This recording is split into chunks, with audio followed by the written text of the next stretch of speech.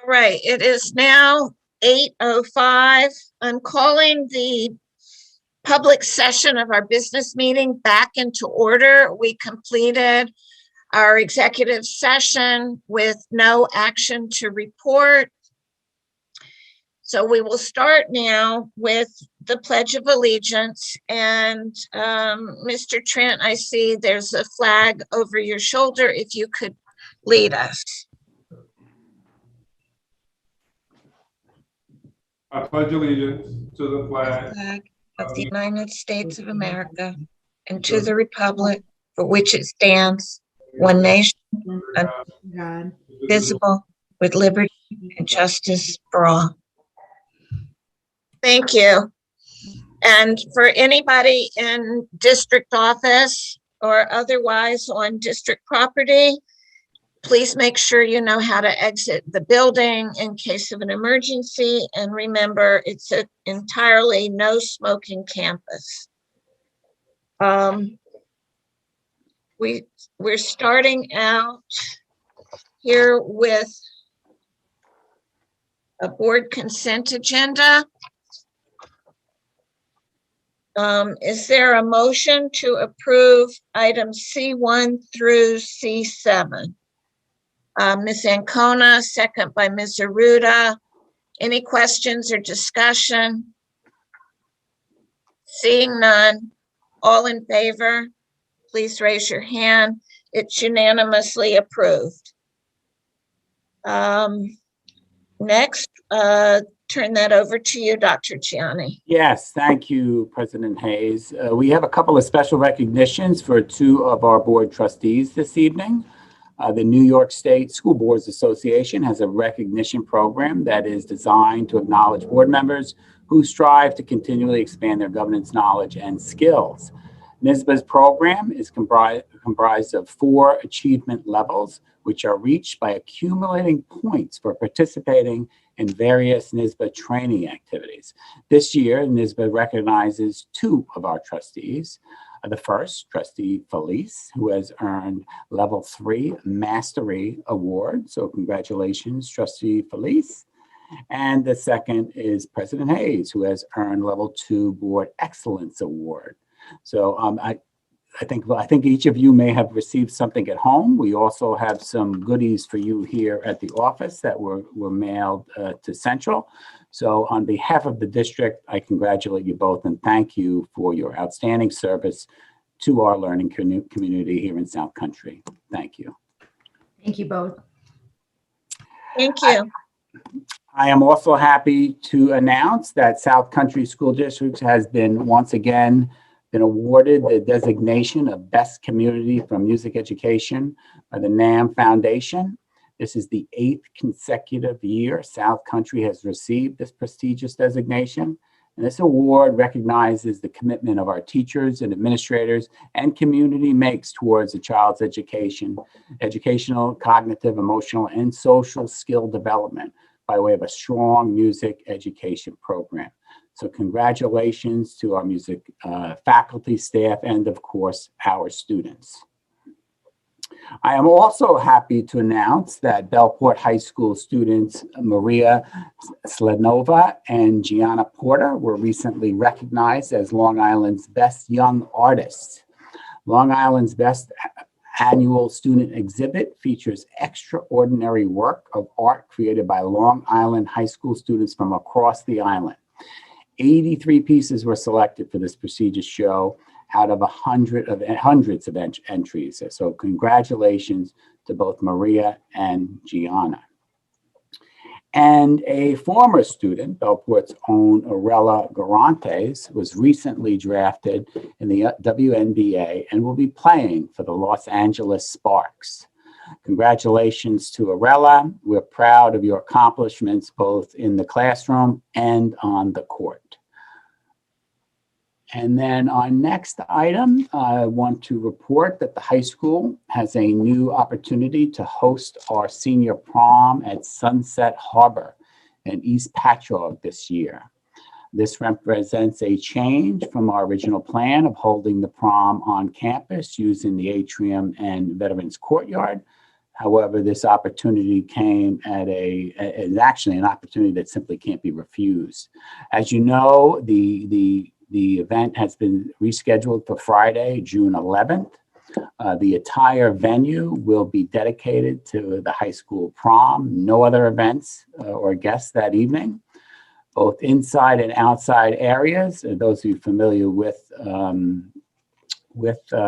Sunset Harbor knows it has decks and gardens, and they will all be available for us on that evening. Sunset Harbor has offered a discounted rate, so the cost of the prom tickets probably will not exceed $75. In addition, they will be donating prom favors for our seniors. The venue holds up to 350 guests. We anticipate approximately 150 seniors will be attending the prom. So social distancing guidelines will certainly be met as outlined by New York State Department of Health. Our original plan to host the prom on school grounds was, of course, dependent on the weather. With this offer, should there be inclement weather, the prom would not have to be canceled. Not to mention all the rentals and the vendors that would have to be canceled and possibly deposits lost. So we're pretty excited about that. I'm sure the children, I should say students, are pretty excited about that. I see Jack shaking his head there. So I'll take that as a sign of agreement. And next, in follow-up to a trustee's inquiry, the sign dedicating the middle school field in memory of Johnny Conquest was damaged and in a state of disrepair and ultimately removed.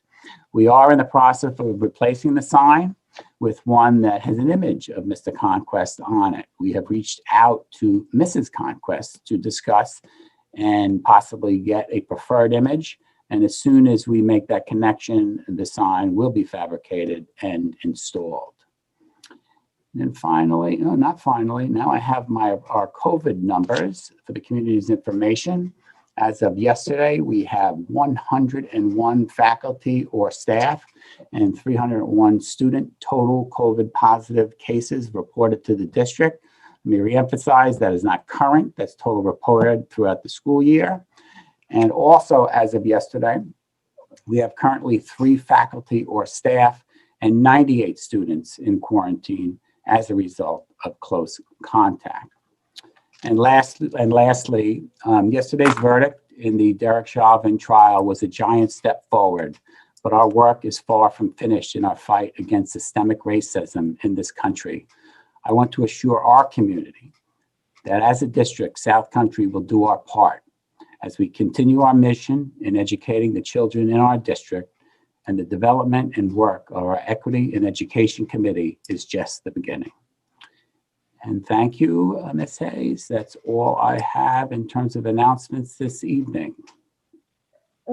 Thank you, and in particular for the good news that you reported, especially about the prom at the high school, and considering that Mr. Frankie was nodding and smiling during that, I think you probably brought smiles to the faces of a lot of our high school students. I also particularly appreciate your statement that you made at the end, because this is something that this board has been very concerned about, and we appreciate seeing all the steps that are being taken to rectify whatever it is we can do in order to make this a better learning community for every single one of our students. So thank you for that. And before I go around and ask for trustees if they have any reports of having been to committees, I wanted to just make a comment about one thing that was on our consent agenda that we just passed. And that had to do with retaining counsel, both for an asbestos defense claim, and that is not because of the presence of any asbestos on our premises, but rather somebody who had some years ago performed work at various schools and who has an asbestos claim. But we have now retained counsel in the event that we are subjected to claim there. And the Child Victim Act retainer, that is, again, well, it's a very aged situation for claims that are probably 40 years old. This is nothing recent. So I just wanted to clarify that these are housekeeping matters, but very important for us to deal with. And we now have counsel to take care of both issues. So now going around, I think I will start with Jack Frankie. Thank you, Madam President. So the Buckport High School Student Council is very pleased to announce that we have been selected for the National Council of Excellence Award presented by the National Student Council. The National Council of Excellence is a national award program to recognize student councils that maintain strong year-round programs and work to improve their schools and community through their leadership activities. After a tough year for all of us, it means a whole lot to be selected and nationally recognized. I would say this joyful news is just the beginning of the great stuff that is to come this school year for Buckport High School and for our student council. So, woo! The Buckport High School is pleased to announce the top 10 academic students from the class of 2021. The South Country Central School District's top seniors include valedictorian Anthony Nadatomasa, salutatorian Victoria Monti, essayist Charlotte Kellogg, 4th Jack Armin, 5th Kanya Shaw, 6th Madison Peters, 7th Lindsay Belmonte, 8th Madison Bauman, 9th Kaylee Ziegler, and 10th Anna Mezzatesta. It's so awesome that I can call everyone on that list, not just my peer, but they are all truly my friends. So congratulations, guys. The National Honor Society inducted more than 100 new members last night. This induction ceremony was live streamed virtually and recognized inductees from the 2020-2021 school year, as well as inductees from the 2019 and 2020 induction, in which was postponed due to the pandemic. On Friday, the Buckport High School will be running their yearly Academic Jeopardy Challenge, hosted by school teacher Mr. Feltman, who is retiring this year, and Mrs. Hoffman. Each class will have a small team of students, and the Jeopardy game will be live streamed to their peers in their classrooms. This event is always a student favorite, and I am thrilled to see my friends battle it out on the stage. 9th grade will verse 10th grade, and 11th grade will verse 12th grade. The senior class is clearly going to win. And speaking of winning, huge congratulations to all of our fall sports teams. On May 3rd, the spring sports season begins. So baseball, softball, track and field, boys and girls lacrosse, girls golf, and boys tennis will start. If you have any interest in participating in these sports, please call or stop in the athletic office during the school day. Mr. McIntyre and his secretary would love to give you more information. On Saturday at 6:30 p.m., Buckport varsity football will battle it out against West Islip in the championship. You can tune into their virtual stream on the Buckport High School Sports YouTube channel. The senior class board and the building administration and advisors are finalizing senior prom, the senior awards, and graduation for this school year. As Dr. Gianni stated earlier, the prom will be held on Friday, June 11th at Sunset Harbor. Graduation will be held on June 25th, and it will mirror what took place last year, but will give students the opportunity to be presented their diplomas on stage individually. The senior award ceremony is still in planning, and more information will be sent out to the seniors and their families at a later date. And finally, the Buckport High School Music and Arts Department is pleased to present Now Hear This, the virtual musical this year. Recording has begun for both in-person and virtual students, and the final product will be streamed May 21st and May 22nd. That is it for me. Thank you very much. Thank you. It's nice to hear such an upbeat report. Lots of good stuff happening at Buckport High School, so I'm glad I got the opportunity to tell the board and the community all about it. Thank you. Mr. Trent. Yes, I wanted to congratulate Gina and Maria for being awarded Long Island's Best Artist. And also wanted to congratulate Arella for being drafted into the WNBA. I'm very excited for her, and I hope that she continues to do big things in the future. I don't have any reports from any committees at this time. Thank you. Mr. Piccini. Thank you. I don't have any committee reports, but I too want to congratulate Arella. That was a remarkable accomplishment. It was fun to watch her play in high school, and it was important, you know, for my family. We all watched the TV and watched the whole thing, and it was funny. I had somebody say to me, you know, what a great inspiration she is to all the female athletes, the young girls out there. And I said, well, you're missing the point, because she puts the boys to shame. So she's an inspiration to boys and girls. And I would tell the kids that I coach, although I don't really know Arella personally, I know her dad a little bit, but you know, her work ethic, both in the classroom and on the court, is something that's remarkable to see. And I used to tell my son all the time, whether we were at the Boys and Girls Club or at the high school coming through, that's what it takes when you want to get, you know, to the pinnacle of your dreams. It doesn't take wishing for it and wanting it. It takes doing it. And she did it. So congratulations to her and her family and all those that helped her along the way to get to where she is. And, you know, I'm going to have to start watching WNBA now, so which is great. Good for you. I do want to congratulate our sports teams. The fall season obviously coming to an end. I know the cross-country team made it to leagues. I don't know if any of our runners had individual honors, how they did at the league meet, so I apologize for that. I know the volleyball team, you know, unceremoniously had an end to their season this week. Was a remarkable match against Walt Whitman, which was really just a great opponent. But I loved watching this team play and watching how hard they fought back to try to make a game of it. And it really was close. And it was probably the most exciting volleyball match I ever watched in my life. And I will say that I am a huge volleyball fan now because of it. The soccer team, after a thrilling overtime victory in the first round of the playoffs, lost a controversial game in the playoffs last week, which I believe I heard was the first home playoff game our soccer team has hosted in about 30 years. So soccer is tough, especially in Suffolk County. So for our boys to make it that far was remarkable and come that close to go to the next round.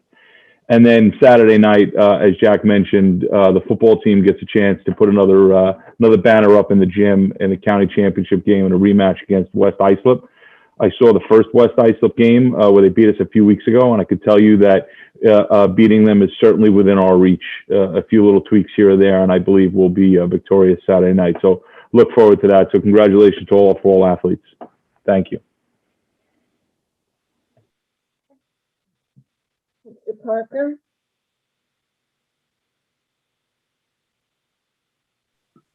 I just want to second what everyone else has said, especially Ariella. I watched her many years at the Boys and Girls Club.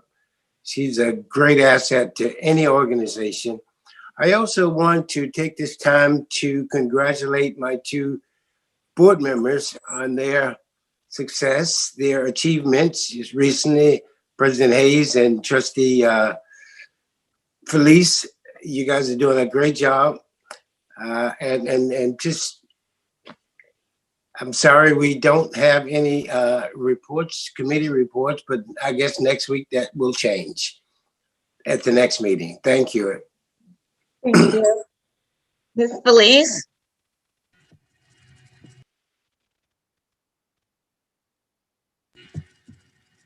I'll echo all the congratulations that have already been expressed, and I have no further report at this time. Thank you. Thank you. Ms. Aruda? I'd like to piggyback on what Mrs. Felice said. Congratulations to all and to our board members as well. Our reports will be coming in at our next board meeting because that's when our meetings are. And Ms. Ancona? Thank you. I did meet for the Health and Safety Committee with the Health and Safety Committee yesterday. So at the high school, the ponds, we got a vendor to start taking care of them. They're going to open and close them for pond season, and then they're going to work on them bi-weekly.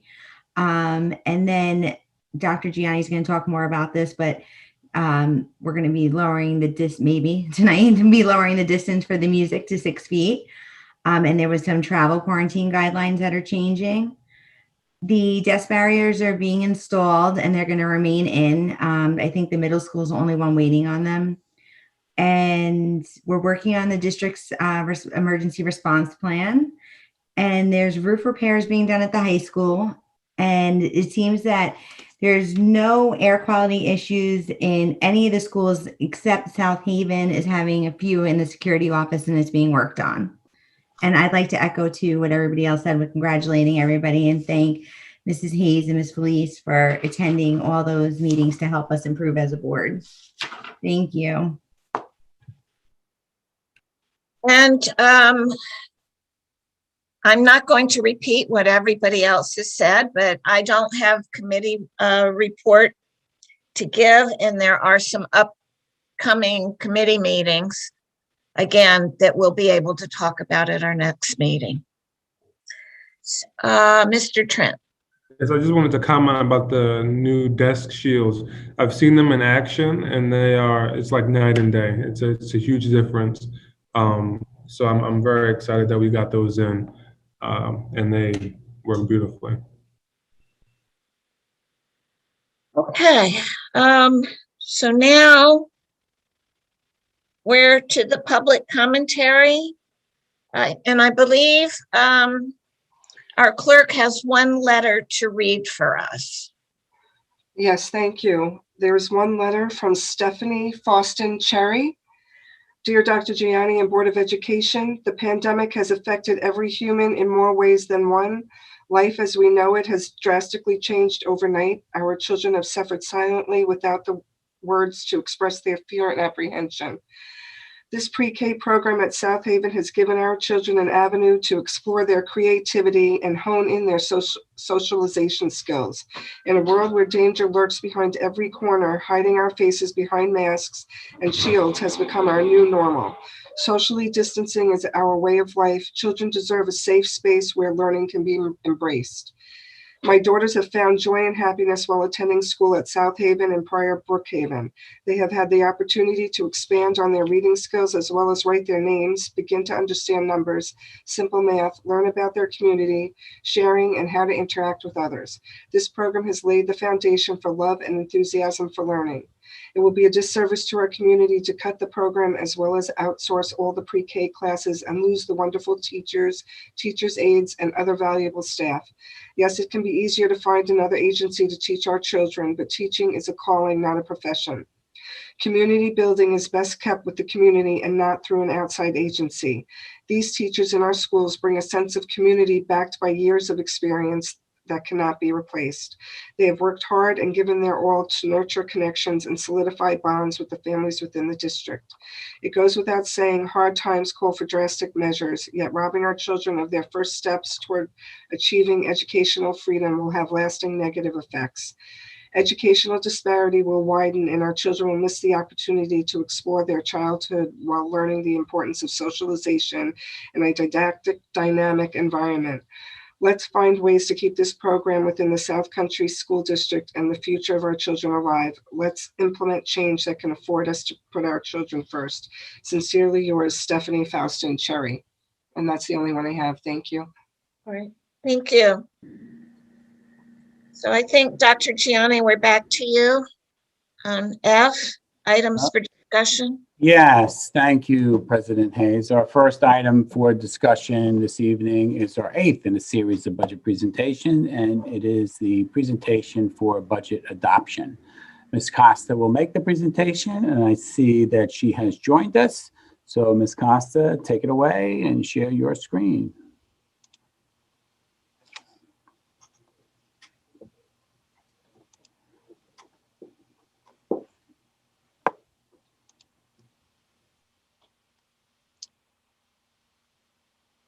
I will ask the same question I ask every time. Are you seeing the front page of the budget adoption slide? Yes. Great. So yes, as Dr. Gianni said, welcome to the 8th budget meeting we've had during our budget development cycle. And tonight we're at budget adoption night. It's a relatively short presentation compared to our prior weeks. So we're going to start with the highlights of this budget season and what it's all about, which is our students and the budget that we are proposing and that the board is considering adopting tonight.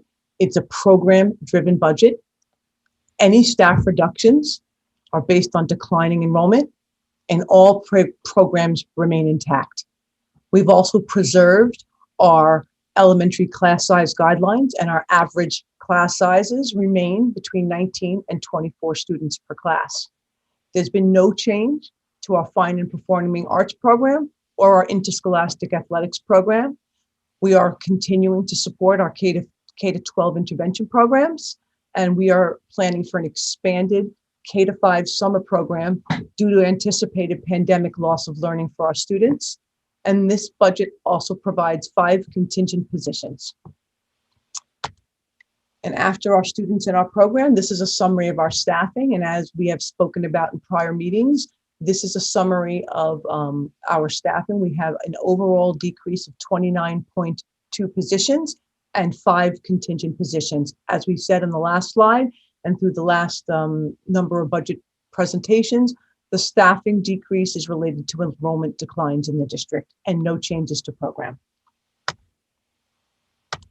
So here we are with our projected expenditures in the 4 functional areas of the district: administration, curriculum, transportation, and our benefits and debt service area. This is $145,451,282 budget. It is a difference of $7,120,000 from the prior year and a 5.15% increase over the prior year expenditure budget. Here is both our revenue sources that will support that $145 million recommended budget. As you see here, the revenues that are represented, obviously much larger than they've looked in the past, with the introduction of the recent federal funds that we've received from the CRISA grant allocation and the rescue fund allocation. So we have our tax levy limit that will be supporting our budget. We have state aid. The tax levy is $64 million. Our state aid is $58 million. We're going to be using our first of 3 years of CRISA funding for $1.4 million. We're going to be using our first of 3 years of our rescue funding allocation of $4,597,000. We have estimated pilots of about $8 million. We have miscellaneous revenues of $1.4 million. We are designating $4 million of fund balance.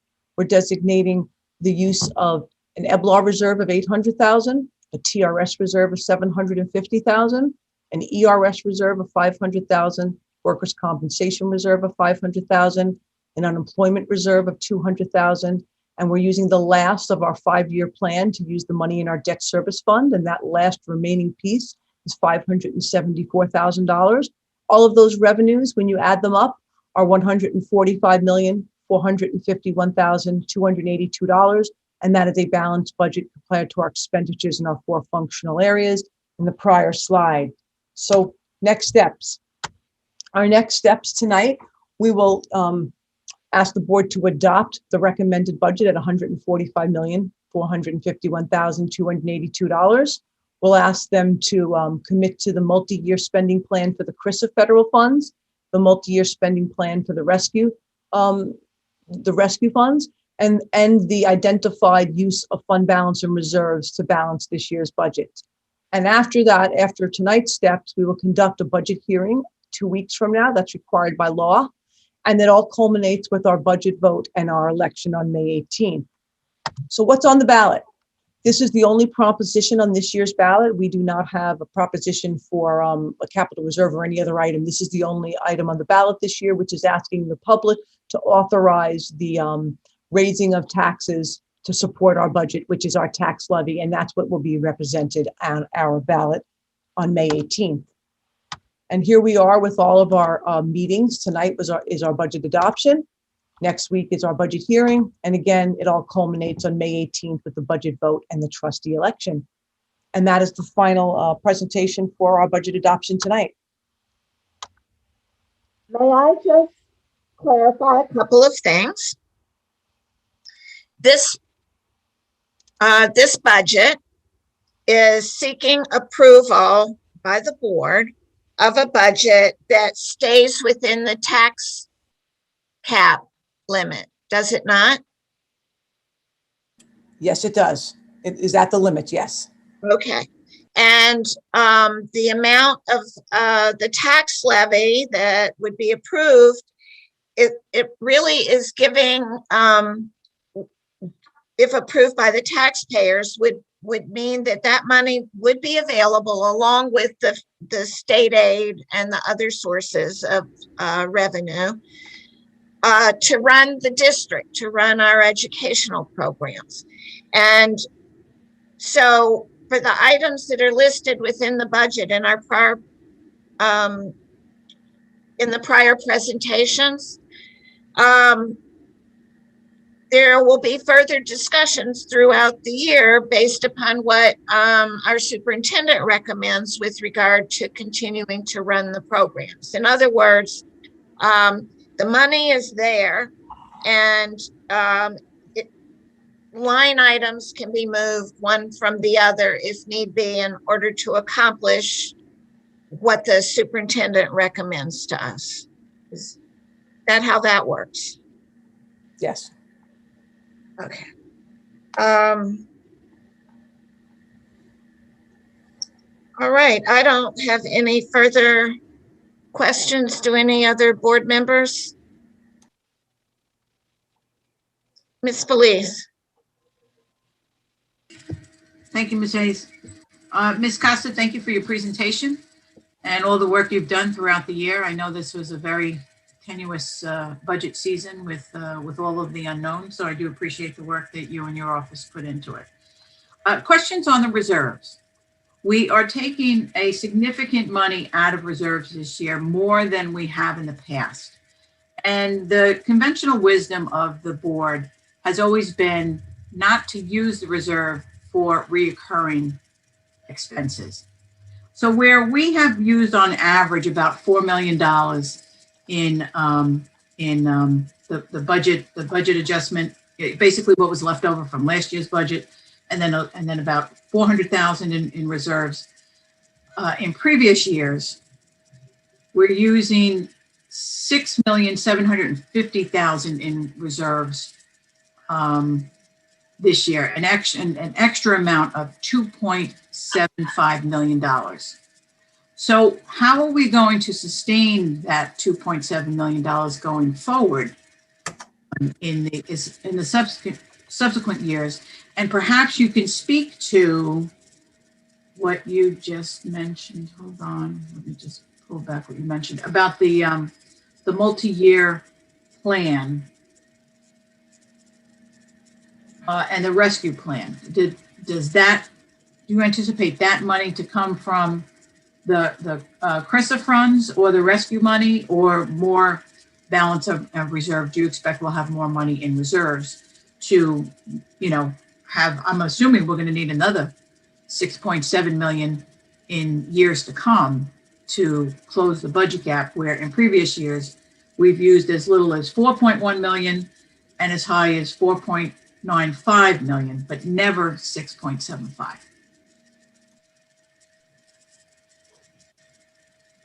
Okay, we are just to do let's just agree on the numbers first. For this school year that we're in 2021, we used $5,550,000 of reserves and fund balance.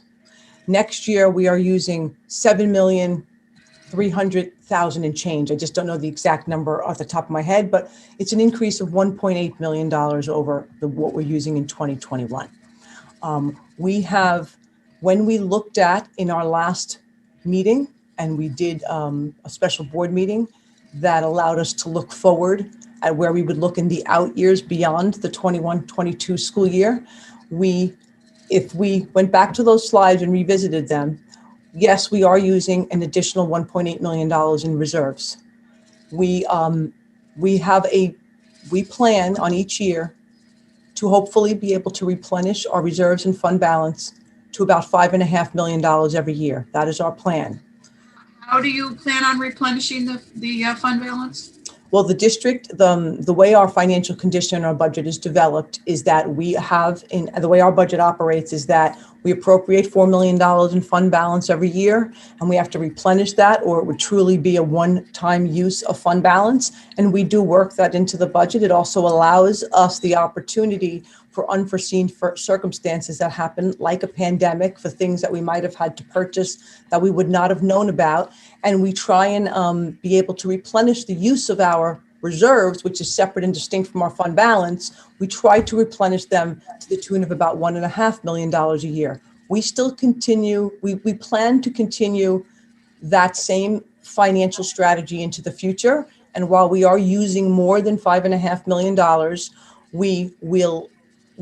in 3 years, our plan is to even it out where we're back to a level where we can use and replenish to a similar level. So yes, we may see a decline in the next couple of years in our reserves, but not a decline that would financially jeopardize us, where we would be weaning off of the use of those reserves with the multi-tier plan of our federal fund dollars and our one-time use of reserves, all to get us to a place as we look at those out years, like we did at our last meeting, to say, we will have decisions in the 22-23, 23-24, and 24-25 school years that will have to address a combination of that use of reserves, bringing them down to a level where we can support them, because like you mentioned, Ms. Felice, we cannot use one-time revenues to support recurring expenditures, and also weaning off of those federal dollars, all waiting to see what happens with attrition, our revenue sources, and where some of the unknown expenditures like health insurance,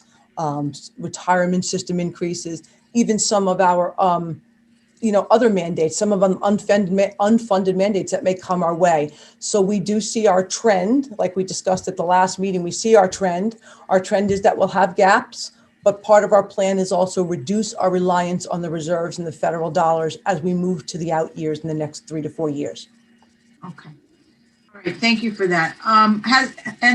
With respect to declining enrollment, we spoke in this budget about some of the needs to reduce staff was due to declining enrollment, and many of the board members have mentioned in previous meetings that that's not really a known just yet. When will we know what our enrollment is going to be for September? We really won't know until September. We won't know until Yeah. We'll get an influx at the end of the year. We'll get a slight influx in the summer, but quite honestly, the biggest influx is when the buses hit the road. That's when we get the biggest influx. All right, I appreciate that. Of course, I know we'll be looking at that quite closely. The budget that I'm having the problem with, that I've expressed in the past, is letting go of the control of the pre-K program. I think it's something that our district worked diligently to help our 4 and 5-year-olds, ready them for school. We had full control over it. We renovated a building at taxpayer expense, and it's a pristine program that this budget recommends we go to privatize it and let the community-based organizations run it solely. I still have a problem with that. I asked for clarification earlier that the president was able to reiterate for the board that although we'll be approving tonight a tax levy and a budget amount in which we have to work with for the upcoming year, that the board still has work to do to decide just how that money is spent after the taxpayers approve the budget in May with the budget approval, and where we go from there. And it's my hope that we will look to restore that program and keep that program as we've had it, because I just don't think it's something that we should let fall by the wayside. So having said that, I'll reserve my right to ask other questions should other things come up. But thank you very much for your answers, both Dr. Gianni and Ms. Costa.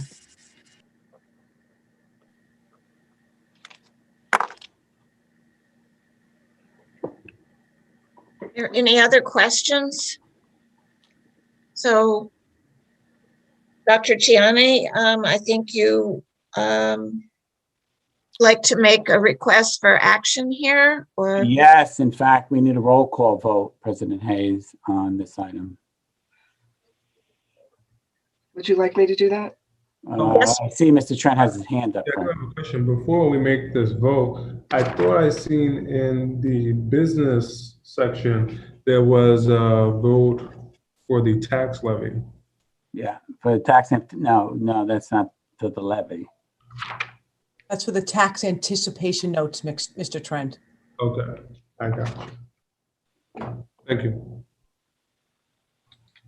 So now we're back to our clerk to do the roll call vote. Okay, for the budget adoption, I just need a yes or no for Gina Ancona. Yes. I'm sorry? Yes. Thank you. Melissa Aruda, Yes. Cheryl Felice, Yes. Clyde Parker, Yes. Chris Piccini, Yes. Cameron Trent, Yes. Ann Hayes. Yes. Thank you. Okay. I still off mute. Okay, thank you very much. We will begin preparing documents for the budget and to share it with the community, as well as begin to prepare for budget roadshows, which I've already been in conversation with the PTA Council regarding, and that will be shortly. So thank you all so much, and thank you, Ms. Costa. Okay, moving on to our next item for discussion this evening is a presentation of our plan for middle school science pathway. Ms. Doyle, our Assistant Superintendent for Curriculum Instruction and Accountability, and Mr. Burke, our Director of STEM, will make this presentation, and I'm going to turn it over to Ms. Doyle. Thank you, Dr. Gianni. Good evening, members of the Board of Education and the South Country community. This evening, Mr. Jack Burke, our Director of STEM, will present a new science pathway at the middle school level that we are very excited about. That's going to begin in the fall. High level view, this new pathway provides students with a solid science foundation. It also provides access for more students to take a high school level course in middle school, which in turn provides more mobility for students when they enter high school. This pathway aligns with our goals of equity and access. Mr. Burke and Ms. Jenna Restivo, Director of Counseling, presented this new pathway to the Teaching and Learning Committee in February, and we are pleased to be able to share with all of you. Thank you, Mr. Burke, for your thoughtful work on this. This is your brainchild. And without further ado, Mr. Jack Burke. Well, thank you, Ms. Doyle, and thank you, Dr. Gianni and the Board of Education for allowing me some opportunity to speak with you about our planning for our middle school science. So I'm going to share my screen, which has the slides for my presentation. Let me get that taken care of quickly here.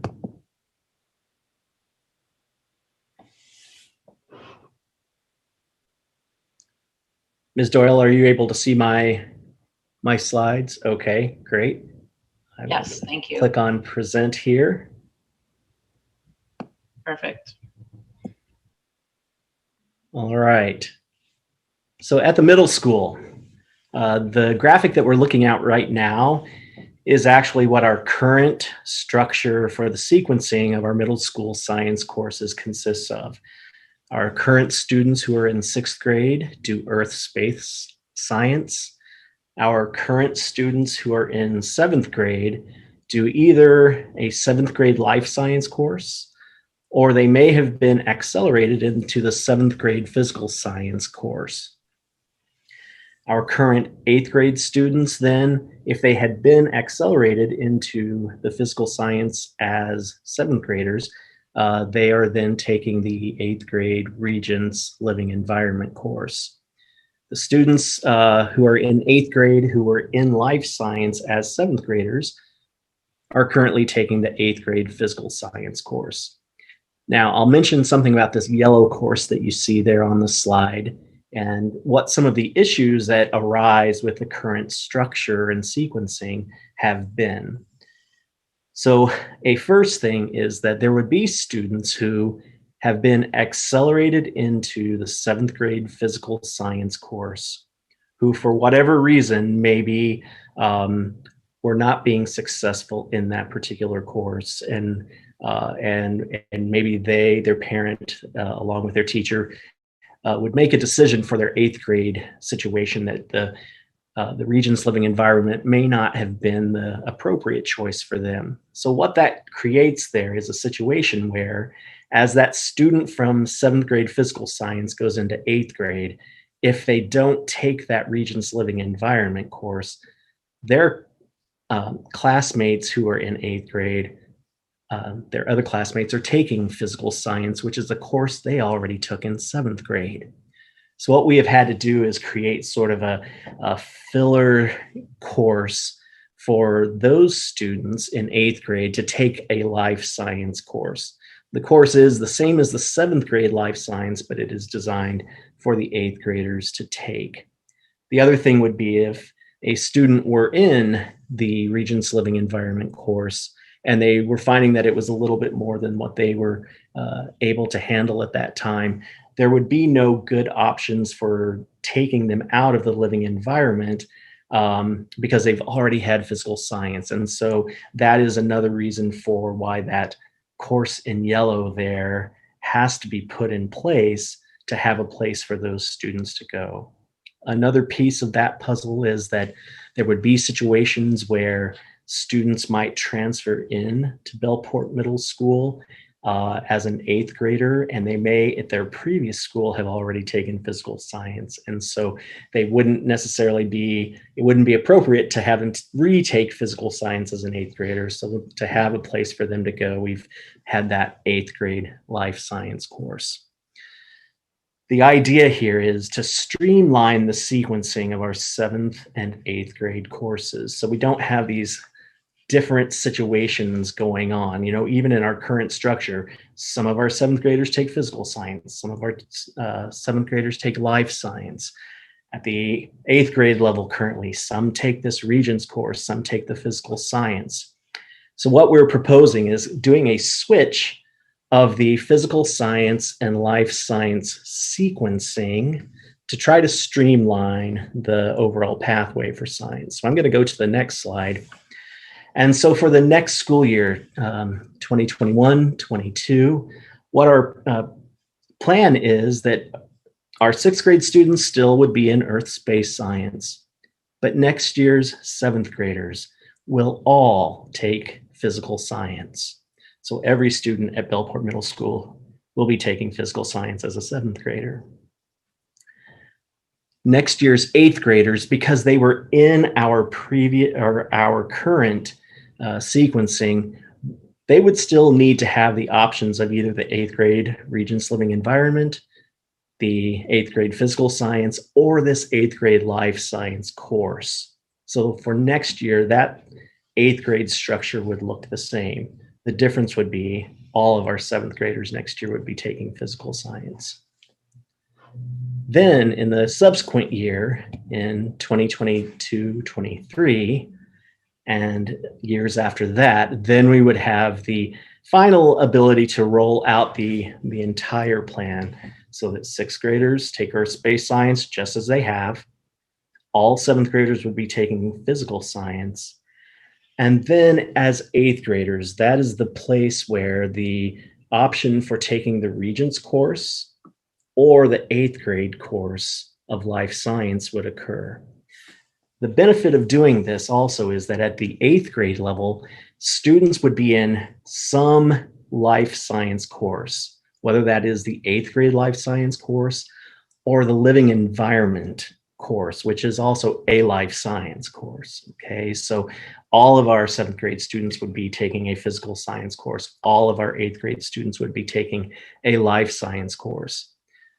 in that structure, if there was an 8th grade student who got into the Regents Living Environment course and found that maybe it was a little bit more than what they were prepared to do, it would be an easy transition to put them into the 8th grade life science course, and they would be still learning a life science. Okay, and so that is the rollout of the structure. So it would begin next year, and then in the subsequent year after that, we would have the full rollout with the structure that you see there on the slide.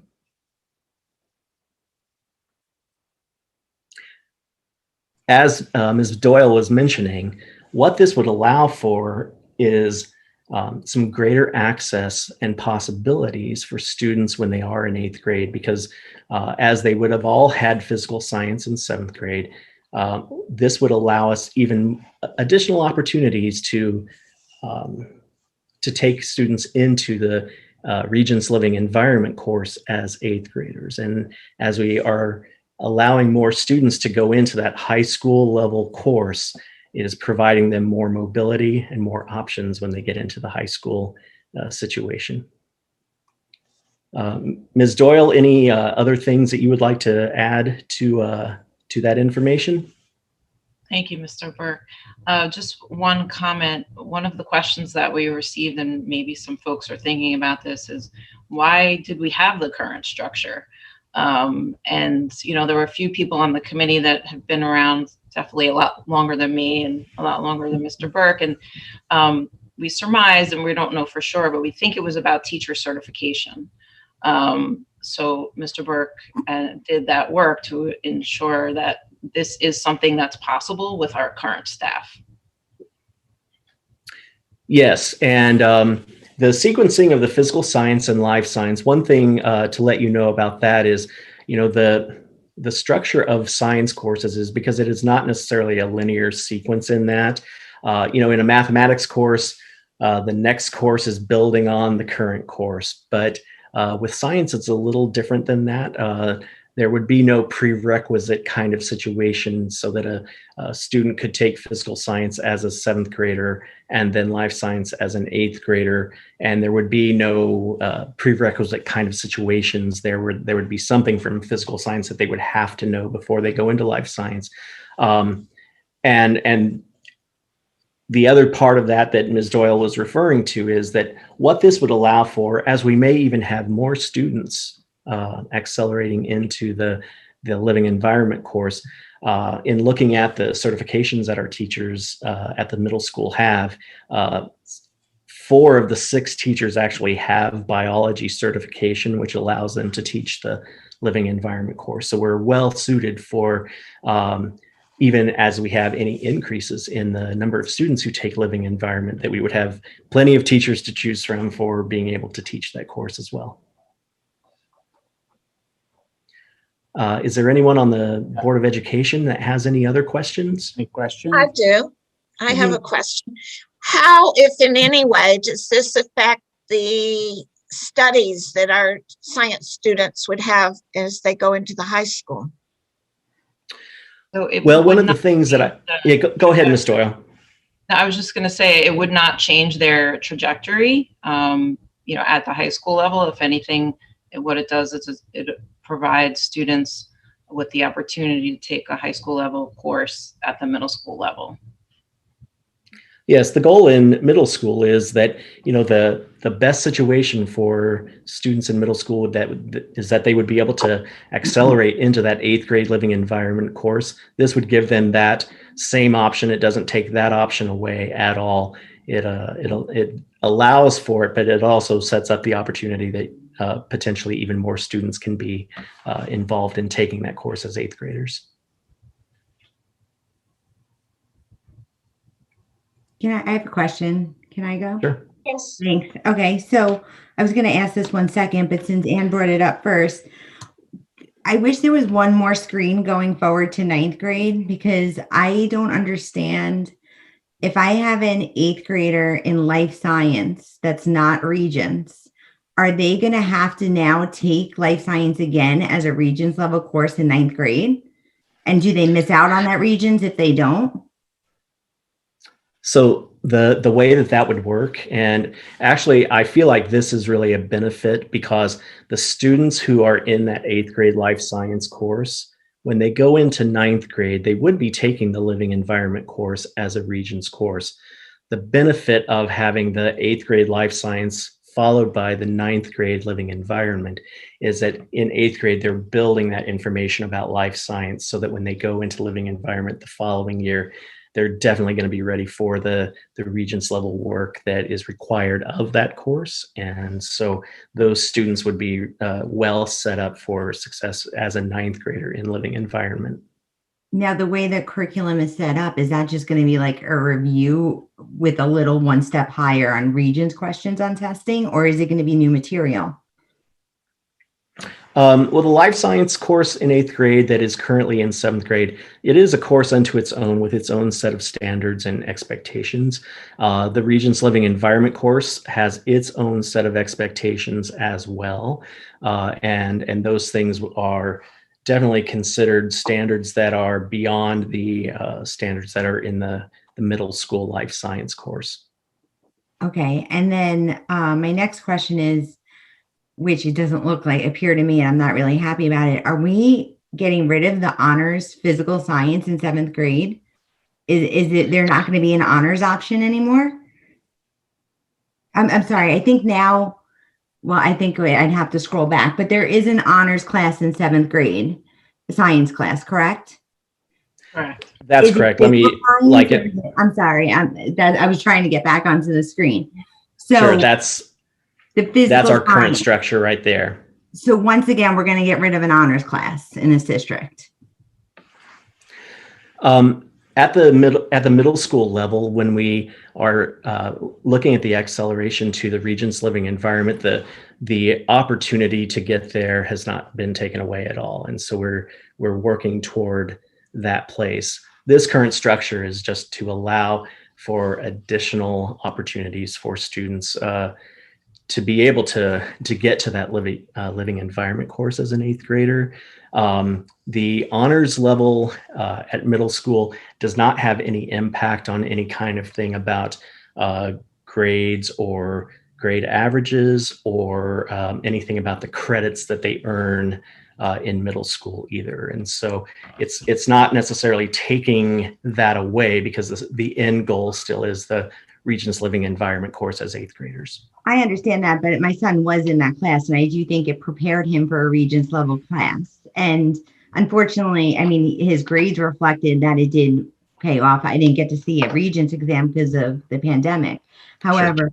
I do think that the way to motivate children is to hold them to a higher standard early on. And the kids that did take that class in the honors program do seem to follow that path and keeping up with it. So is there any option to offer an honors physical science on top? So can we do, instead of the 7th grade physical science, do one of those and then one a little accelerated? Is that an option with this program? One of the things in the discussion that we have had with, between those of us who are administrators, we have had this conversation with the teachers at the middle school as well, is really thinking about that, doing that acceleration at the 6th grade level, because that's where the determination of that current acceleration has been, is at the 6th grade level. Putting that off an additional year so that then the decision of which track the students go to, whether the Regents track or the 8th grade life science track, having that additional year provides students the opportunity to kind of mature in their learning, to mature in their preparations, and then having that opportunity as 7th graders to make the decision about the two different routes to take, we really feel is a benefit for the students, so that they've had more science learning at the middle school level before making that choice, so that they would make appropriate choices, and again, providing them the opportunity, and hopefully even for more students, to take the living environment course. And just what is I get the goal is to have more kids take the Regents in the 8th grade, but why do you see that in this program? Why do you see that more kids are going to be in that program? You know, our goal definitely is to provide more access to all students. And Ms. Doyle, you're welcome to join in if you have anything to share along the same lines. But our goal definitely is to get more students accelerated there at the 8th grade level. I do feel that having that additional opportunity of that additional year to have more science learning is the way to provide students with being able to make the appropriate choice in moving into the 8th grade level. Having this also as a situation where all of our students are taking physical science at the 7th grade level, so that all of their classmates are learning the same materials, so that they're kind of moving along in that same progression, just as they did in 6th grade. They were all taking earth space science in 7th grade, all taking physical science, and then all taking a life science. But having that 8th grade year to be the place where that has the two different options is what we feel is going to be a very appropriate thing for the students. Okay, thank you. Thank you. I would like just to add on to what Mr. Burke was saying about making a determination in 6th grade, which is technically elementary school. The grading is very different, as we all know. So again, this provides another year where kids are acclimated to a middle school environment, and also are another year older and more mature in their learning to make a decision for the future of their rest of their academic career.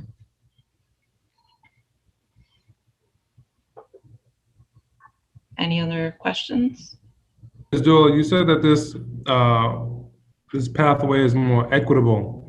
Can you kind of talk about that a little bit? Why this is more equitable than the current pathway?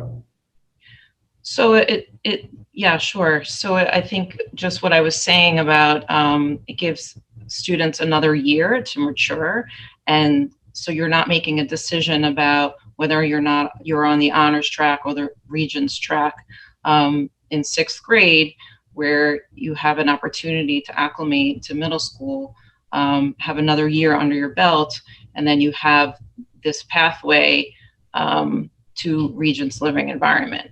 This structure also sets up for the future if the district ever wanted to move in that direction, where we could have all of our kids taking the Regents in 8th grade. Right now, we feel it's important to have an option for kids that are not ready for that, but it does set up that structure.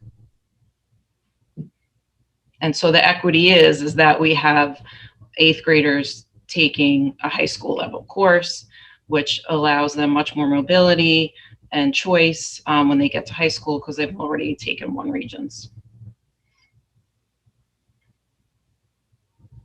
Thank you. And if I could share just a little bit more about the equity piece there. In the current structure we have, because there are 2 places that the 7th graders currently are, generally the students who are in the 7th grade accelerated physical science are the ones who go into the Regents living environment as 8th graders. The students who are in 7th grade taking life science, it is very rare that any of those students would be accelerated into living environment as 8th graders. With our current structure, putting this structure in place, we would be looking at all of our 7th grade students and their performance at the physical science level in 7th grade to make those determinations then about going into Regents living environment, rather than just looking at mostly the kids who are in the 7th grade physical science that's accelerated as we currently do. So this provides that as an increased opportunity for more students to take the living environment. Thank you, Ms. Berg. I appreciate that. Certainly. Any other questions? Okay, can you unshare your screen? Yeah, certainly.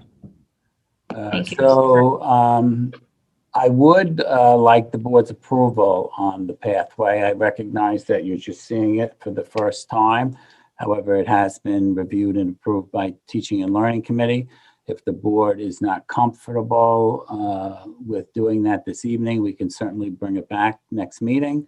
But I would like their approval. It's not a change in curriculum, it's a change in pathway, but it clearly makes sense that the board weighs in on this change. I would just like to say it is a change in curriculum by the fact that the honors program isn't going to be there. So that is a big change for our district, considering that not every kid's going to be on an AP track, and we keep getting rid of the honors classes first. I would like time to think about this. I don't know how the rest of the board feels, but I don't know how I feel about this because of that option being taken away. Do you have time pressure on when this needs to be approved? Could it go over 2 weeks to our? It could go. It doesn't have a staffing requirement since we are covered. Clearly, the sooner the better, but if it needs to wait for 2 weeks, it can wait for 2 weeks. I was just going to comment that I attended the teaching and learning committee meeting, when the presentation was made to the committee.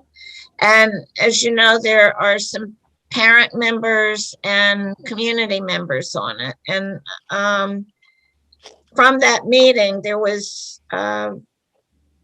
particularly from the community members, quite a bit of enthusiasm about this plan. And the particular community member is a very well-known person in the academic field. And I give a lot of weight to her opinion. So I'm just sharing that with you, that somebody with a lot of knowledge in this area felt really good about this plan. Ms. Felice.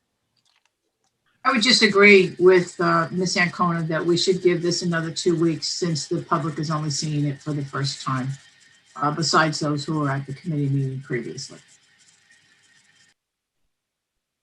Okay, so let's just hold this then for action, Dr. Gianni, and you can get it back on the agenda at the next available meeting. Yes, certainly, we will do that. Thank you.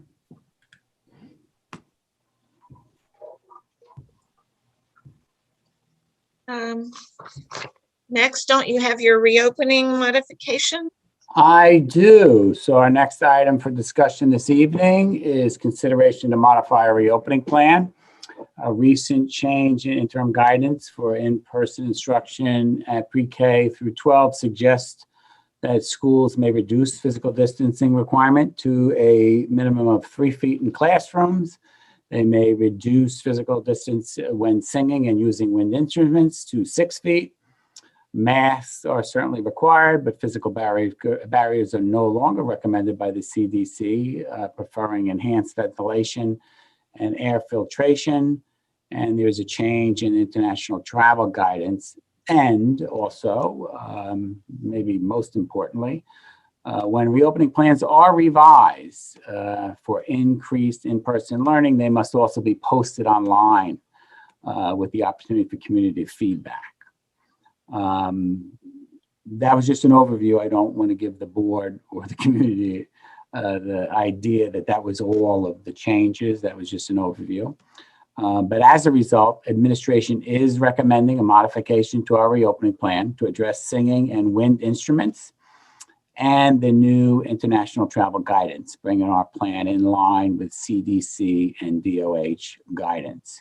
If the board is in favor of these changes, we will send them to the board's advisory committees and post them online, giving stakeholders the opportunity and our community the opportunity for feedback before they are implemented.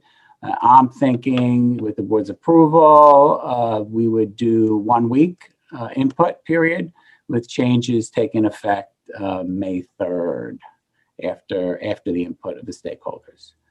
I offer this for the board's discussion and consideration. If there's a lot of feedback from the community,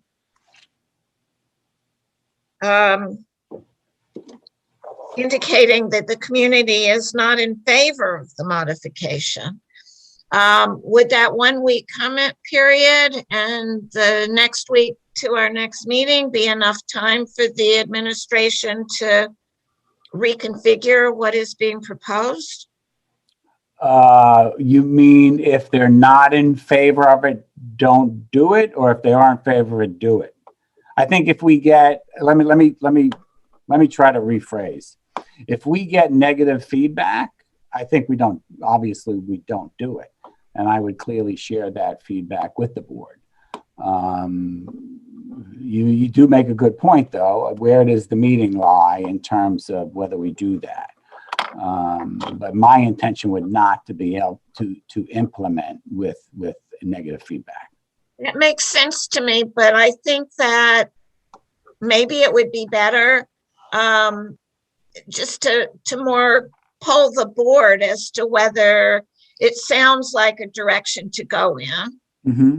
And then if so, have it on our agenda for the next available meeting. And in the meantime, you do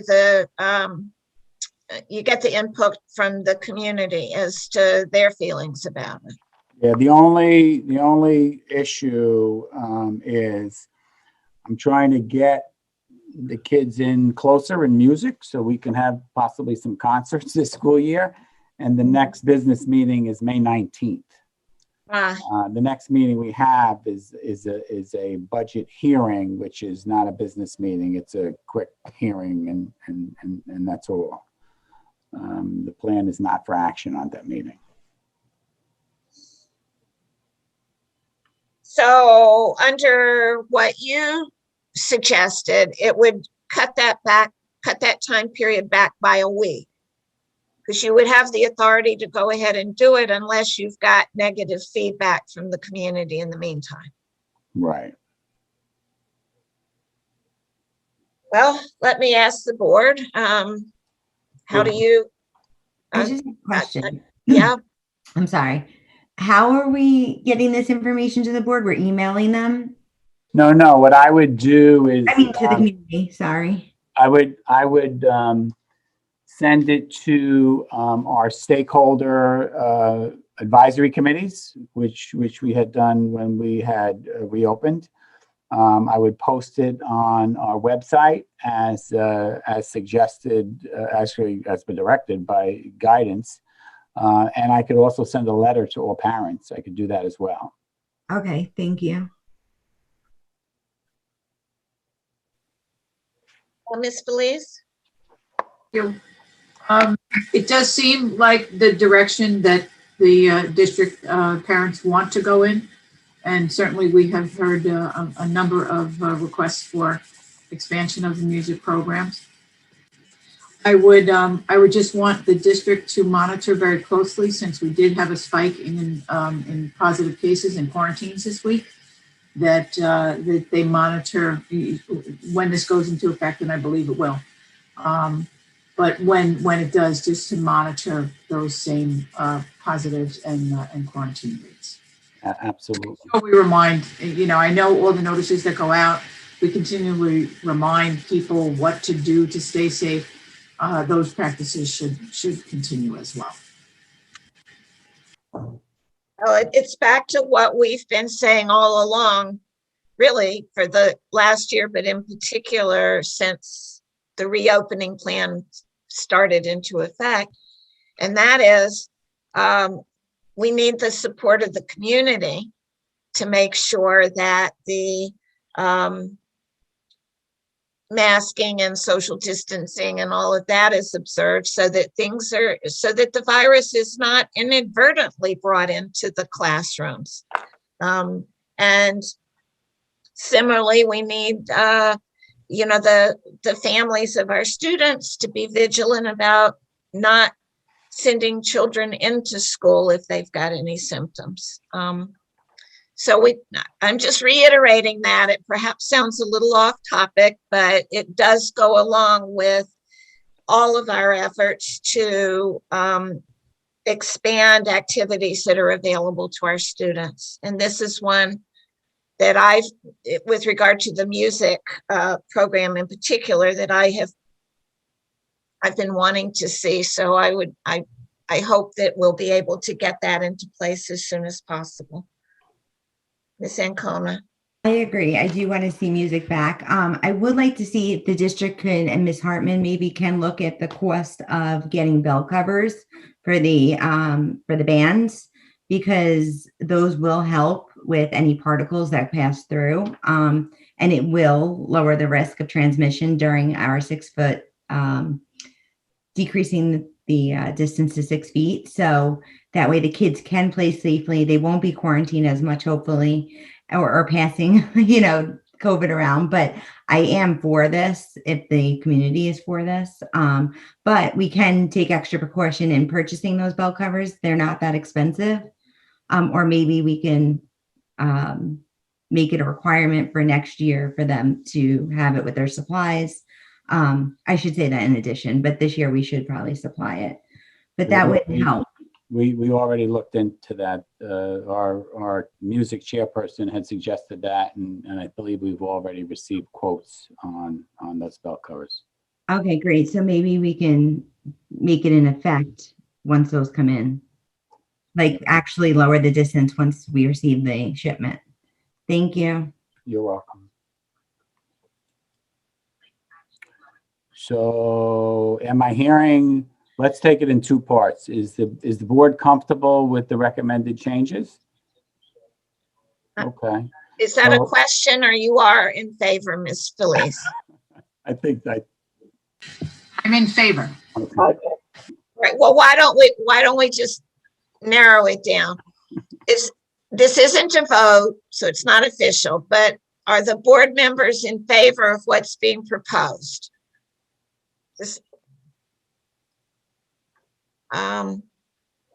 Mr. Pacini? Yes. Okay. All board members are in favor of this. Okay, so how about we stick with my goal of the 3rd, and I make the requirement to have the information or the feedback by the 30th. And I'll be happy to share that feedback with the entire board through email. And provided the feedback is not negative, we move forward with the 3rd. Okay. Is that acceptable to the board? It's okay with me. I guess everybody else, raise your hand if that sounds reasonable. Yes, again, everybody's in favor of that. So I guess that what you're asking is for us to approve it, provided that feedback from the community does not indicate that there should be another consideration made here. Yes. That's probably better said than I could have done. So do you want an official, pardon? Yes, I said that was better said than I could have done. Oh, and yes, I thought it was awkwardly phrased.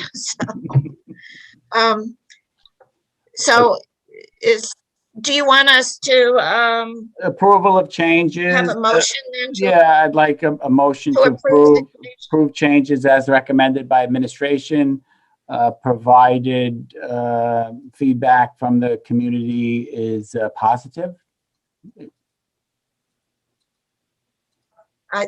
Are you asking a question, Ms. Ancona, or making the motion? Making the motion. Okay, and then Ms. Ruda, were you seconding the motion? Yes.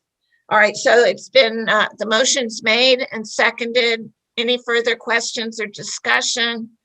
I see none. So all in favor of the approval. And again, that's a unanimous approval. Great, thank you. Thank you all so much. Our next item for discussion is. All right, can I ask a question? If it's if you're moving on from the reopening plan? Yes. I don't know that it's necessarily. I think it fits in here. I was going to bring it up later, but I think it's not. I just really wanted to talk, and I bring it up because Dr. Gianni and I had a conversation about it earlier this week, and it's in regard to recess at the elementary schools. Is that okay to discuss that here? Sure, you can. Yeah, I just figured this would be the spot, the reopening plan. it came to my attention that we still, other than one building being Vern Critz, weren't supplying anything for kids to play with in regards to a ball at recess. It's springtime.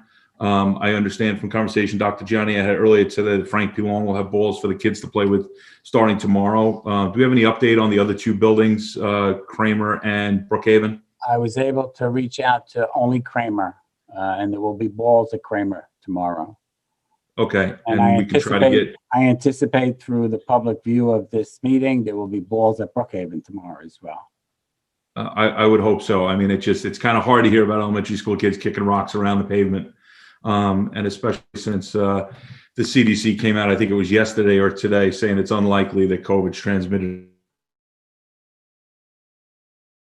Having the kids be able to throw and kick a ball around at recess when they're cooped up is very much needed right now, judging by the reaction of the elementary school age kids I'm around every day. So thank you. You're welcome.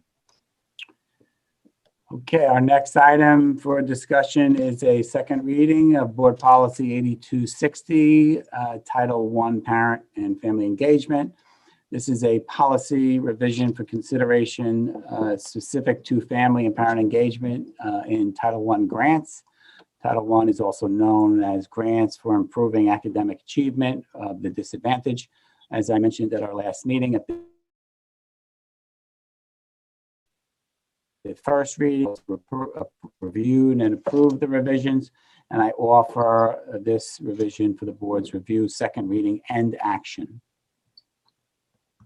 Is there a motion to approve this proposed board policy? Mr. Trent, you're making the motion? Yes. Second by Ms. Felice. Any questions or discussion? No? Okay. So all in favor, please raise your hand. It's unanimously approved. Thank you. And our next item for discussion is the second reading of Policy 5741, drug and alcohol testing for bus drivers. This is a policy revision pertaining to drug and alcohol tests for bus drivers. And again, Strategic Planning Committee and District Council have both reviewed and approved this revision. And I also offer this for the board's review, second reading, and action. Is there a motion? Mr. Trent, second by Ms. Ancona. Questions or discussion here? Seeing none, all in favor? It's unanimously approved. And our next item for discussion is the second reading of Policy 5633, gender neutral restrooms. This is a new required policy that designates all single bathrooms as gender neutral. As I mentioned at our last meeting, the district has already designated some bathroom as gender neutral. We've ordered the additional signage so we can post and designate the remaining single bathrooms as per this requirement. And again, Strategic Planning and District Council have both reviewed and approved this new policy. I offer this for the board's review, second reading, and action. Is there a motion to approve, Mr. Trent? Second by Ms. Ancona. Questions or discussion? Ms. Ancona? I just have a question. Is this a multi-use restroom or is it a single occupancy? Single occupancy. Okay, I just wanted to make that clear. Thank you. Ms. Aruda? Can you just clarify on the last line, this requirement shall not apply to single occupant restrooms designated for staff use only? Why would there be a difference between 6 through 12 and staff use only? I don't have it up, but I would guess that all single occupancy bathrooms are simply designated as multi-use. I have to pull it up to take a look at it. So give me a second. It's just the last two line. Well, it's the last line.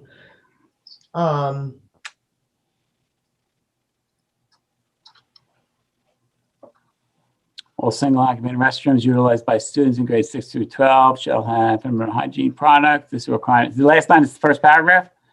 Yeah. The sign shall be placed in the sign existing single occupant restrooms labeled as unisex may remain at no additional sign. All right, I'm No, the last one where it says that you wouldn't, it says about the feminine hygiene products shall not apply to single occupant restrooms designated for staff use only. So that's only going to be for 6 through 12. Are you talking about machines being placed in there? Yes. Are they currently placed inside the restrooms? I think they're placed the students go to the, is that even currently happening now in a female bathroom? Yes, I believe it is. Yes. Okay. So, but just not in the staff. Okay, just not in the staff bathroom. Okay. That I can't say that it Right. is. Well, that's what it's it's a requirement. It's a requirement for students, but I'm not for staff. Okay. I just didn't know at a middle school okay. I just wanted to confirm that that's exactly what that was about. All right. Thank you. You're welcome.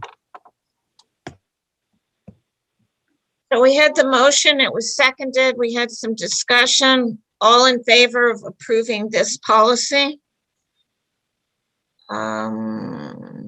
Okay, that was a unanimous approval. Okay, and our last item for discussion is public posting of presentations. At our last meeting, the board asked that we place this as an item for discussion at our meeting, which I did. The board's previous request that presentations be made public after they were presented. Administration takes no issue to posting them in public on board docs. So when board docs goes live, the public will have access to the presentation. So whichever the board prefers is fine with administration. So this is for discussion.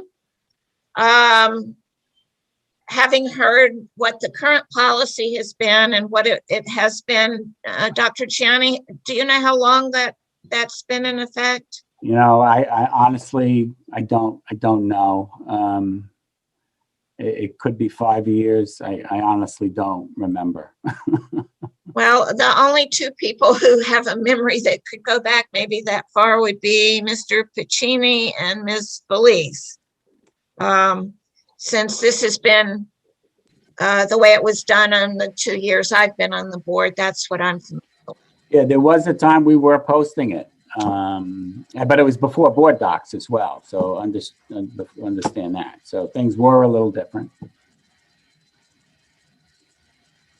I don't have a problem with it being posted prior. I think it's a good for them because look at this presentation today. We don't know how the community feels about it because they didn't see it. So, and the feedback that we do get on those presentations and things that they do know about before does help us with the questions we ask and the decisions we make.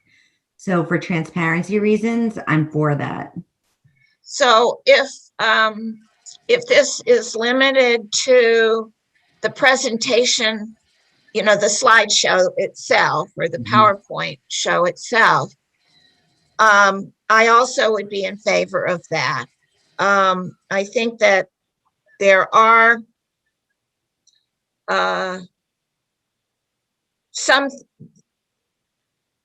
I think it would be all right. And in particular, I think with regard to budget season, with the different PowerPoints that we had, it probably is a good idea to have that up so people can see it. So, I'm sorry, I didn't read my. two hands that went up together, Ms. Aruda and Ms. Felice. Having sat on both sides of the table for a few years now, to say the least, I definitely would find it, I would have found it sitting in the audience extremely beneficial to have the presentations up. There have been many times, whether it be a presentation on budget or on curriculum or testing, that, you know, come the next day, because many of these meetings go very late, you know, a community member would come and ask me questions or whatever, and I really had to rely solely on memory. So I do think it's important that we have the presentations available prior, during, And they are on board docs so that people can look back to it and refer it. And, obviously many of our community members don't last the duration of our meetings. Some of our board members don't last the duration of our meetings. So I do think it's important that we have the presentations up. Ms. Felice, you were next. Thank you. I think it goes without saying that any presentation we have, whatever attachments go along with it, should be uploaded and available for the public to see at the time that they are uploaded and not after the meeting. I think there does need to be an understanding, though, particularly like we saw over the budget season, that things may be uploaded, but then there may be changes sort of at the last minute. And I think some of that's unavoidable.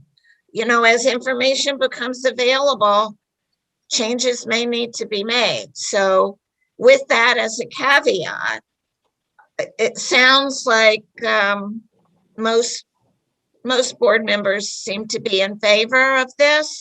Is anybody not? I don't see a hand raised with that, so. Okay, moving forward, we will place the presentations in both administrative and public view on board docs.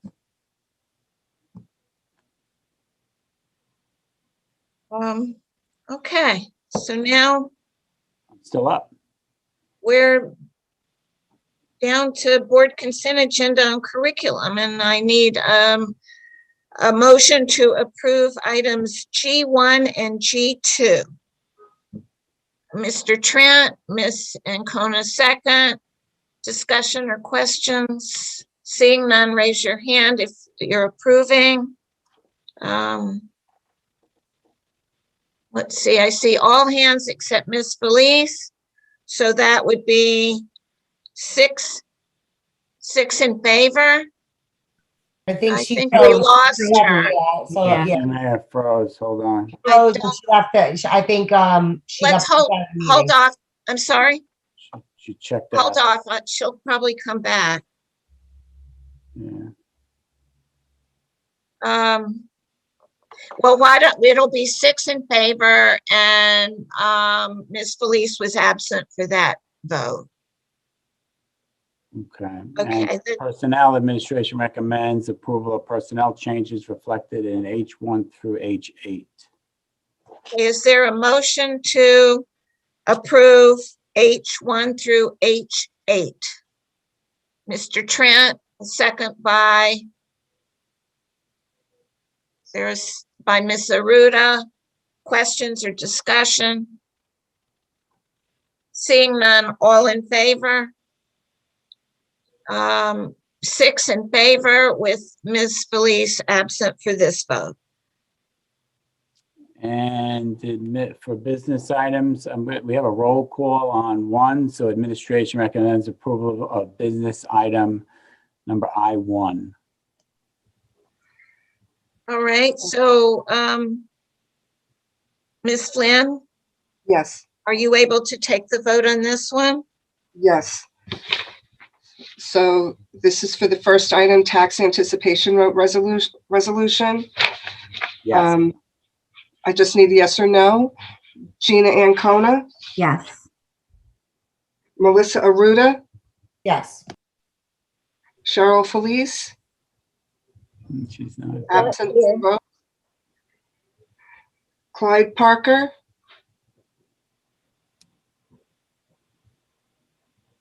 Yes. thank you. Chris Piccini, Yes. Cameron Trent, Yes. Ann Hayes. Yes. So I have 6 yeses. Cheryl's coming back in. Carol's coming back, so Yeah. we can give her a chance to cast a vote.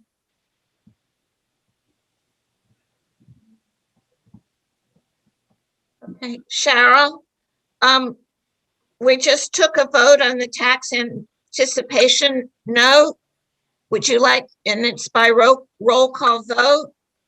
So You're muted. You're muted. I just, Favor. Yes, so that's unanimous, all 7 board members. Thank you. Thank you. And moving along, administration recommends approval of business items reflected in items I-2 through I-23. Is there a motion to approve business items I-2 through I-23? Motion by Ms. Ancona, a second by Mr. Trent. Any questions or discussion? Seeing none. All in favor? I see 6 yes. Is there any?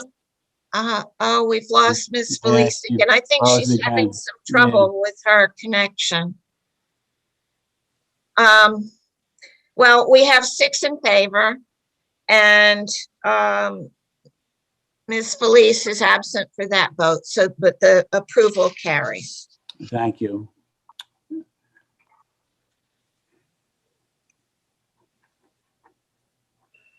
Wow, we're now down to closing remarks by board members.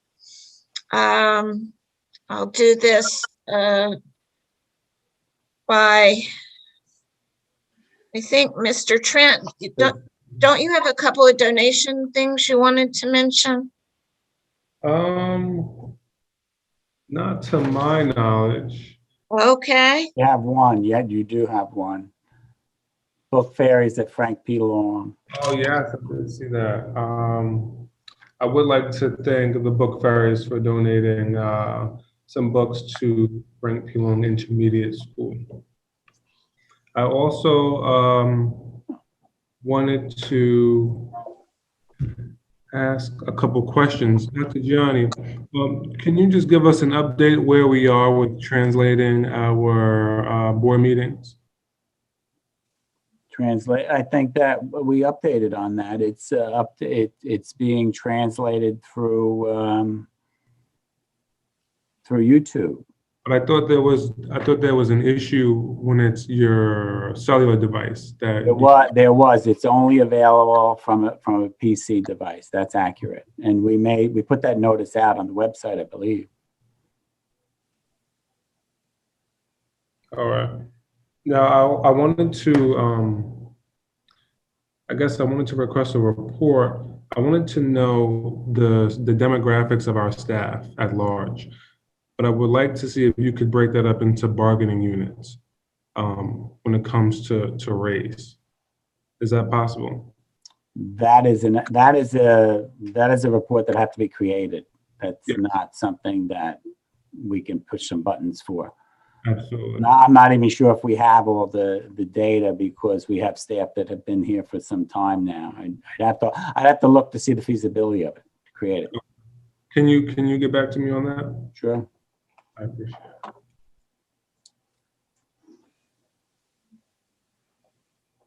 And that's all I have. Mr. Piccini?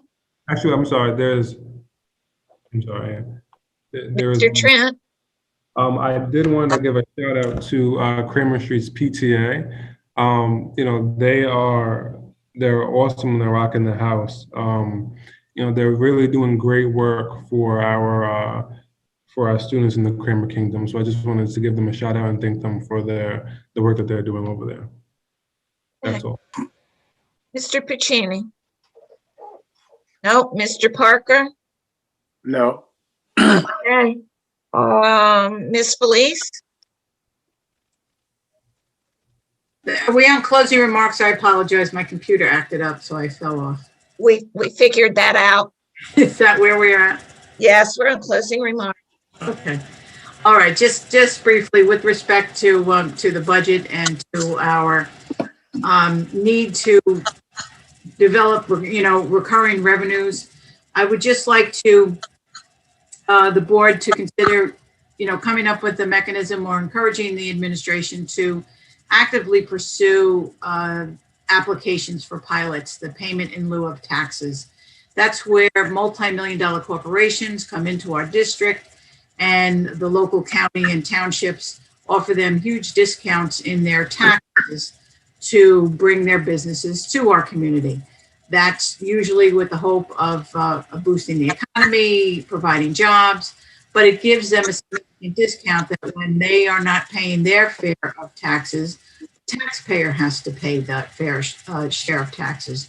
And to just reiterate the comments that the president made, this tax levy budget does stay within the tax cap, which is a responsible way of governing for school districts.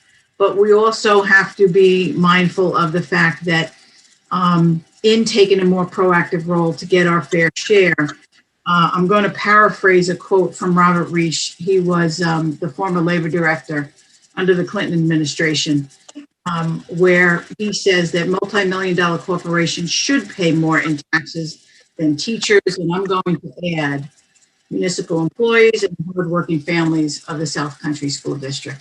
So I think we need to do a little bit more to advocate for getting our fair share when it comes to corporations getting huge tax breaks that affect our district. Thank you. Perhaps that's something you can also, you and Mr. Puccini can help deal with through the legislative committee. That would be appropriate as well. Thank you. Let's see, Miss Aruda. Not Miss Ancona. Yep, I have a few dates to go over. May 1st, the boys JV and varsity lacrosse team is having a fundraiser from 9 to 12. They're accepting closing donations. So anything that you have old, you're going to be helping, two organizations, the lacrosse team and the needy. So anything spring cleaning out them, they get paid per pound. So the more bags, the merrier. So you could drop them off at the high school. Then the rest of the month, Kramer Street and Cafe Costello is having a fundraiser where for every $14, $4 will go to Kramer Street. So you're supporting a local business and an elementary school, and that's for the rest of the month of April. Then for the May 18th budget and trustee vote, May 11th is the last day to request an absentee ballot to the district clerk. And we did change the times from 7 a.m. to 9 p.m. on the voting day, May 18th. And May 12th is the last day that you can register to vote. That's all. Thank you. Thank you. And I'd just like to summarize and say I thank the administration and the board for what was really, I think, a grueling budget season this year. Combining normal budgetary issues with what we were facing from the pandemic made it very, very difficult. And I am greatly appreciative of all the effort that's gone into it. I'm glad that we were able to have a budget that stayed within the tax cap.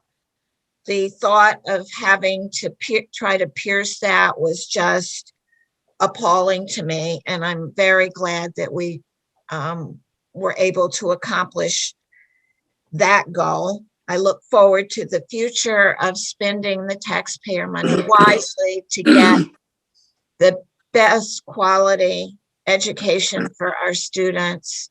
And I look forward to continuing discussions about that. So thank you again, Dr. Gianni and Christine Costa for all of her hard work on running the numbers for us. All right, I need a motion to adjourn. Mr. Trent, and a second by Ms. Ancona. All in favor? Unanimous. We are now adjourned. Thank you, everybody. Good night. Everyone. Bye-bye.